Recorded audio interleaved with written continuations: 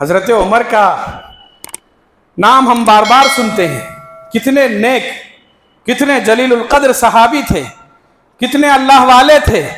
रसूलुल्लाह सल्लल्लाहु अलैहि वसल्लम ने फरमाया, अबू बकर रज़ी अल्लाह तआला अन्हु के बाद ये दूसरे दर्जे के बड़े सहाबी हैं। अगर मेरे बाद नबूवत का सिलसिला जारी रहता, हजरत अबू बकर हजरत उमर की दानिशमंदी की वजह से अल्लाह इनको नबी बनाते। कितना बड़ा इनाम है ये। हक व बातिल में तमीज करने का लक़ब इनको दिया गया, फारूक। ये फारूक आजम कहलाए। इनकी नेकियां, इनके कारनामे, इनकी कुर्बानियां बहुत आला दर्जे की हैं, मगर हर काम इन्होंने अल्लाह के हवाले किया। बदले में अल्लाह से यही कहा, अल्लाह इन सब कामों के एवज तू राजी हो जा, बस मुझे और कुछ नहीं चाहिए। एक मर्तबा का वाक़या है कि एक मर्तबा वो काबतुल्लाह का तवाफ करके वापस मदीने मुनव्वरा जा रहे थे। चलते चलते सोच रहे थे कि मैंने पिछले दिनों क्या अमल की। अभी थोड़ी देर पहले जब वो काबतुल्लाह का तवाफ कर रहे थे, कैफो सुरूर के वो लम्हात उनको याद आ गए।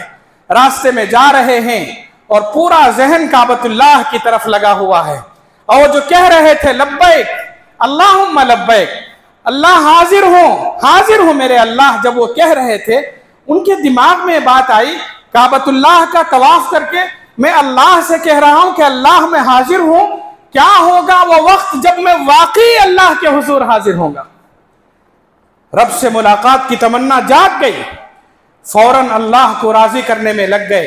रास्ते में चलते चलते अचानक अपनी सवारी से उतरे और उतर कर उन्होंने फर्श खाक पर अपनी चादर बिछा दी, जमीन पर अपनी चादर बिछाई और लेट गए। सोचकर दे, अमीरुल मोमिनीन हैं, वक्त के खलीफा हैं, सबसे बुलंद मकाम पर फाइज हैं, जिसके कदमों में कैसर और किसरा के तख्त और ताज पड़े हुए थे, वो आदमी पड़ा हुआ है, नीचे जमीन पर लेटा हुआ है। आंखें निगाहें आसमान की तरफ फटी हुई, आंखें नमनाक हैं, आंसू बह रहे हैं, और दुआ के लिए हाथ उठाकर ये कह रहा है, ये कह रहे हैं हजरत उमर बिन खत्ताब, अल्लाह देख, मुझे देख, मैं कितना कमजोर और बूढ़ा हो चुका हूं, मेरे कुआ मुजमहिल हो चुके हैं, मेरी हड्डियां कमजोर हो चुकी हैं, मेरी रियाया दूर दूर तक फैल चुकी है। अल्लाह तुझसे मुलाकात की तमन्ना है, तेरे पास आने से पहले बस एक दरखास्त है, जब तक जिंदगी है, जब तक मेरी जिंदगी है, कोई अमल ऐसा न करूं जिससे तू नाराज हो जाए, कोई अमल ऐसा न करूं जिससे तू नाराज हो जाए। मुझे हद में रहने दे, तौफीक दे कि मैं अपने हद में रहूं, मैं अपने मकाम को पहचानूं, मैं अपनी हद में रहूं। अल्लाह जब तुझसे मुलाकात का वक्त आए, मैं तौफीक तलब करता हूं, तू राजी हो जाए। सोच कर देखिए, वक्त का खलीफा, वक्त का अमीरुल मोमिनीन, जिसके कदमों तले कैसर और किसरा के तख्त और ताज, उसकी दौलत पड़ी हुई है, जमीन पर अकेला पड़ा हुआ अल्लाह के हुजूर हाथ उठाकर आजिजी के साथ ये दरखास्त कर रहा है, अल्लाह मुझे ऐसे अमल की तौफीक अता फरमा जिससे तू राजी हो जाए।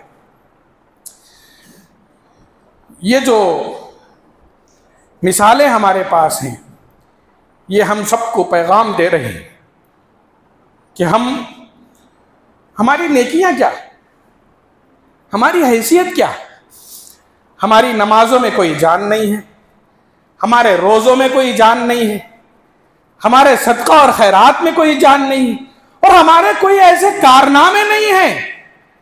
मगर अफसोस की बात यह है कि हम मुतमईन हैं, हम अल्लाह को राजी करने की कोशिश ही में नहीं है।